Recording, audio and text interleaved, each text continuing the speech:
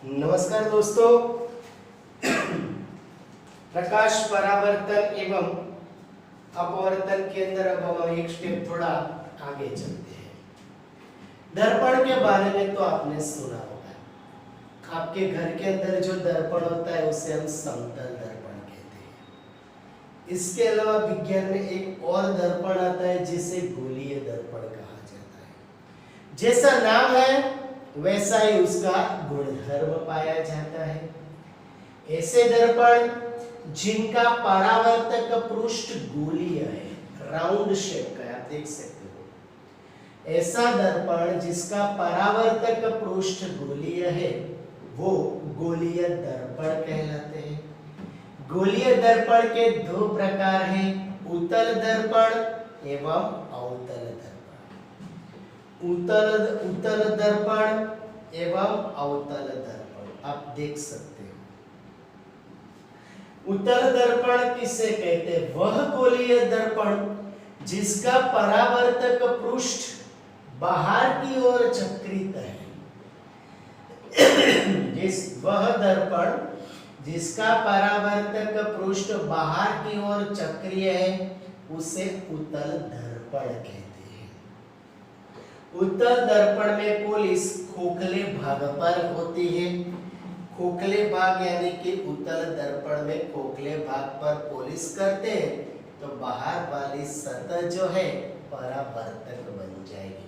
अब जरा उल्टा सोचिए कि गोलीय दर्पण जिसका परावर्तक पृष्ठ अंदर की ओर अर्थात गोले की केंद्र की ओर वक्रित है उसे अवतल दर्पण कहा जाता है।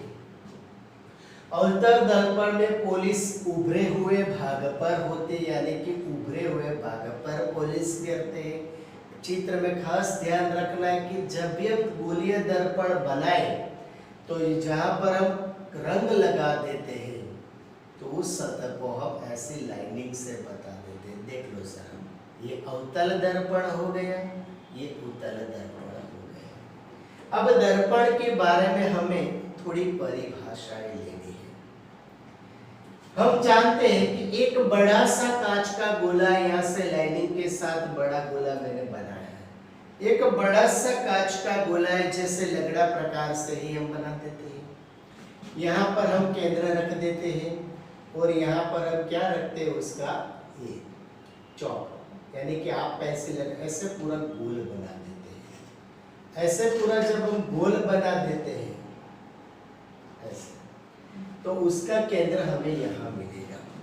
तो वो जो केंद्र बनता है उस केंद्र को हम क्या कहते हैं? तो ये केंद्र हो गया, ये दर्पण की सतह बन गई।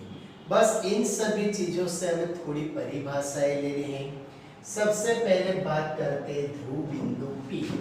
ध्रुव को इंग्लिश में पोल कहते हैं, POLE, पोल। पोल की मदद से उसके लिए सूची लेते हैं हम कैपिटल P। गोलीय दर्पण के परावर्तक पृष्ठ के केंद्र को दर्पण का ध्रुव P कहते हैं। ये गोलीय दर्पण हो गया। ये परावर्तक पृष्ठ का हम यहाँ पर केंद्र लेते हैं, उसको ध्रुव कहते हैं। वक्रता केंद्र कैपिटल C, ओके। वक्रता केंद्र, केंद्र यानी कि क्या लेते हैं? सेंटर। सेंटर ऊपर से उसकी सूची है कैपिटल C, खास याद रखना है। गोलीय दर्पण का परावर्तक पृष्ठ जिस गोले का भाग है उस गोले के केंद्र को दर्पण का वक्रता केंद्र C कहते हैं। यानी कि ये पूरा गोला है। गोला का केंद्र अभी मैंने यहाँ पर बताया C, तो केंद्र को हम क्या कहते हैं? वक्रता केंद्र कहते हैं। वक्रता त्रिज्या।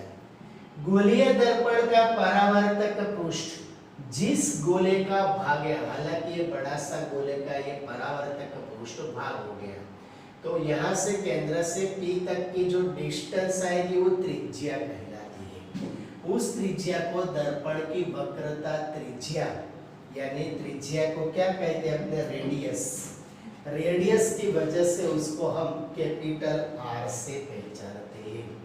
रेडियस की वजह से हम उसको कैपिटल R से पहचानते हैं। C से P तक की दूरी यानी कि इतना जो डिस्टेंस है वो वक्रता त्रिज्या आर बन जाएगा। मुख्य अक्ष वास्तव में ध्रुव बिंदु P और वक्रता केंद्र C के बीच कोई रेखा नहीं होती है, लेकिन हम ऐसी कल्पना करते हैं कि उसके बीच में कोई रेखा हो, यानी काल्पनिक रेखा हो गई।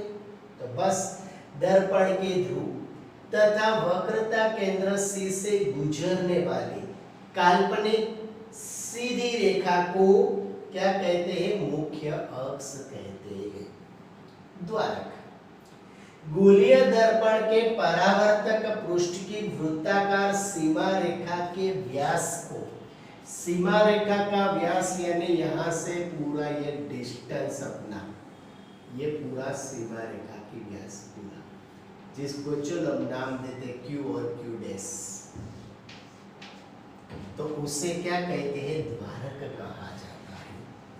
मुख्य फोकस मुख्य अक्ष के समांतर आपतित किरण 1 2 3 4 5 5 किरण मैंने मुख्य अक्ष के समांतर आपतित की है। मुख्य अक्ष के समांतर आपतित किरणें परावर्तन के पश्चात मुख्य अक्ष के जिस बिंदु पर मिलती है, सब परावर्तित होकर यहाँ पर बिंदु पे मिलती है, तो उसे अवतल दर्पण का मुख्य फोकस कहते हैं। और यहाँ पर मुख्य अक्ष के समांतर आपतित किरणें परावर्तन के पश्चात मुख्य अक्ष के जिस बिंदु पर मिलती हुई हो, ऐसा प्रतीत हो, वास्तव में नहीं मिलती लेकिन प्रतीत हो रहा हो, तो उसे उत्तल दर्पण का मुख्य फोकस कहते हैं। इसे अवतल, अगर वास्तव में मिले तो ये रहा हमारा अवतल दर्पण, उसका मुख्य focus. Okay, focal centre, focal centre की वजह से उसको कैपिटल F से पहचानते हैं, उसकी सूची हो गई। अब F से P तक की जो दूरी बन जाएगी उसे फोकस दूरी कहते हैं। तो गोलीय दर्पण के ध्रुव यानी कि P और मुख्य फोकस यानी F, दोनों के बीच की दूरी फोकस दूरी यानी कि ये स्मॉल f कहलाती है। मुख्य फोकस कैपिटल F और फोकस दूरी को हम स्मॉल f से पहचानते हैं। याद रखना है कि फोकस दूरी से वक्रता त्रिज्या दुगनी होती है या तो फिर वक्रता त्रिज्या से फोकस दूरी आधी होती है। इसके लिए सूत्र है r is equal to 2f, otherwise f is equal to r बटे 2। अब इन दोनों दर्पण यानी अवतल दर्पण और उत्तल दर्पण, इन दोनों दर्पण से हमें प्रतिबिंब कैसे प्राप्त होते हैं? तो प्रतिबिंब ज्ञात करने के लिए हमें 4 किरणों की आवश्यकता है। देखते हैं, पहला किरण अपने जान लेते हैं कि पहला जो किरण है वो कैसे आपतित होगा, ध्यान दीजिएगा। तो यहाँ पर किरण 1 अवतल दर्पण में किरण कैसे आपतित हो रहा है देखिए जरा। तो मुख्य अक्ष के प्रति समांतर, मुख्य अक्ष के प्रति समांतर आपतित किरण मुख्य फोकस F से गुजरता है।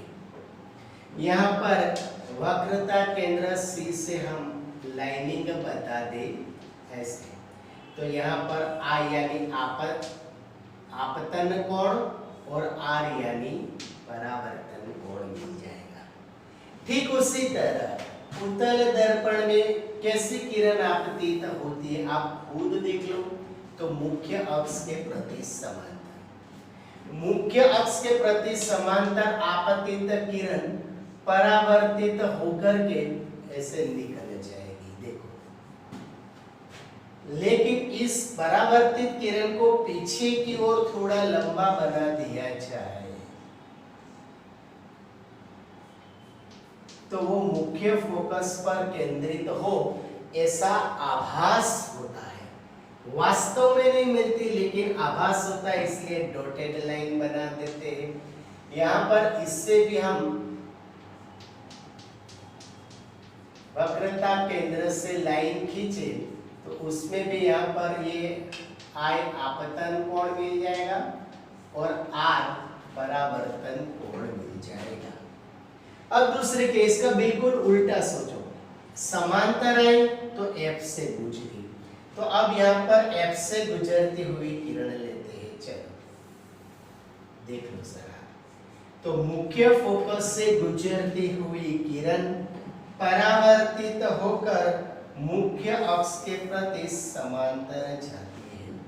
मुख्य फोकस से गुजरती हुई किरण परावर्तित होकर मुख्य अक्ष के प्रति समांतर जाती है अवतल दर्पण में।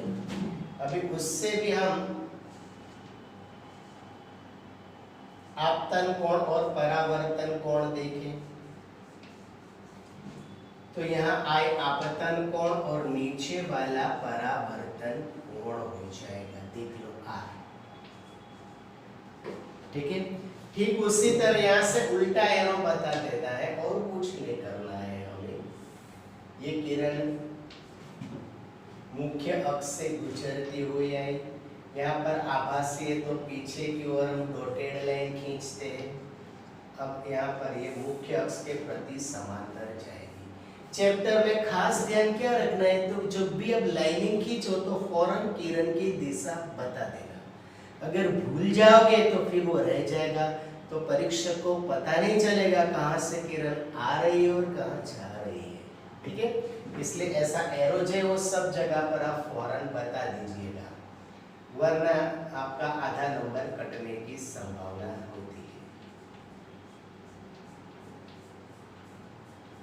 चलो यहाँ पर ये हमारा आपतन कोण I और यहाँ पर परावर्तन कोण R हो गया। अब किरण 3 जो है वो क्या करती है, तो देखो वक्रता केंद्र C से गुजरती है। तो वक्रता केंद्र C से गुजरने वाली किरण उसी मार्ग से वापिस लौट जाती है। वक्रता केंद्र C से गुजरने वाली किरण उसी मार्ग से वापिस लौट जाती है। दोनों में ऐसा। और चौथी किरण आपको अपने आप बनानी है कि यहाँ पर जितने कोने पर किरण आपतित होती है उतने कोने पर उसका परावर्तन हो जाता है। ऐसे वो चौथी चित्र आपको अपने आप बनानी है। चित्र के बारे में लिखा है, जो मैंने बोला है वो आपको लिखना है, या तो किताब में से चारों किरणों के बारे में लिखना है। ये लिखने के लिए हमें बार बार कॉल या मैसेज मत कीजिए, कभी किताब भी खोलिए। ठीक है ना, कभी किताब को भी खोलिए तो पता चले हम कहाँ तक पहुंचे हैं।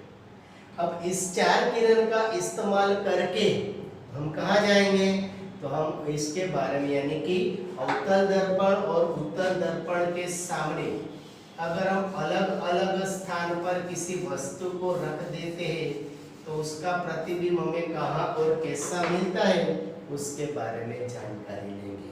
ठीक है, तो इतना आपको बनाना है। खास बता दो आपको कि ये जो चित्र है ये दर्पण के चित्र 4 यानी 4 8 चित्र बनाने के लिए आपको ये लगड़ा प्रकार की नीब और पेंसिल के बीच का डिस्टेंस 5 सेंटीमीटर रखना है। 5 से। बाद में आप जहां पर C रखोगे वहां पर पहले मुख्य अक्ष तो बनाई देनी है।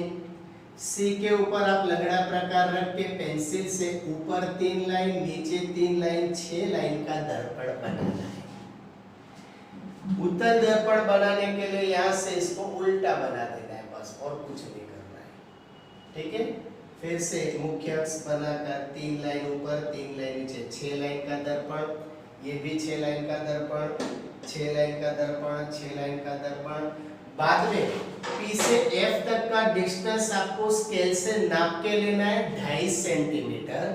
F से C का डिस्टेंस 2.5 सेंटीमीटर, यानी कि फोकस दूरी से वक्रता त्रिज्या दुगनी हो गई। इसी तरह से कंप्लीट नाप लेके करना है। ये डिस्टेंस 2.5 सेंटीमीटर, ये डिस्टेंस भी 2.5 सेंटीमीटर, ये 2.5 सेंटीमीटर, यहाँ आपके लंगड़ा प्रकार की नीब आई होगी। ठीक है, इसी तरह कंप्लीट आप इसी माप से बनाओगे तो दर्पण सही बैठेगा। इससे बड़ा छोटा बनाओ तो भी चलेगा, कोई मना नहीं करेगा, लेकिन ये दर्पण सही बैठेगा। ठीक है, तो इतना आपको होमवर्क करना है, लंगड़ा प्रकार से चित्र की प्रैक्टिस करनी है। इसके लिए भी आपको वही करना है, पूरा राउंड बना के बनाना है, ये सब पूरा राउंड बनाना, ठीक है। तो आपको पता चलेगा कि यहाँ पर सेंटर है, वरना नहीं चलेगा पता, ठीक है ना। ये भी यहाँ पर 2.5 सेंटीमीटर मिलेगा, अगर 6 सेंटीमीटर आप लोगे तो ये 3 पे मिलेगा, कोई दिक्कत नहीं है, ठीक है ना। तो इस तरीके से आपको अच्छे से लिखना है और चित्र बनाना है और हमें उसका चित्र खींचना है, ओके।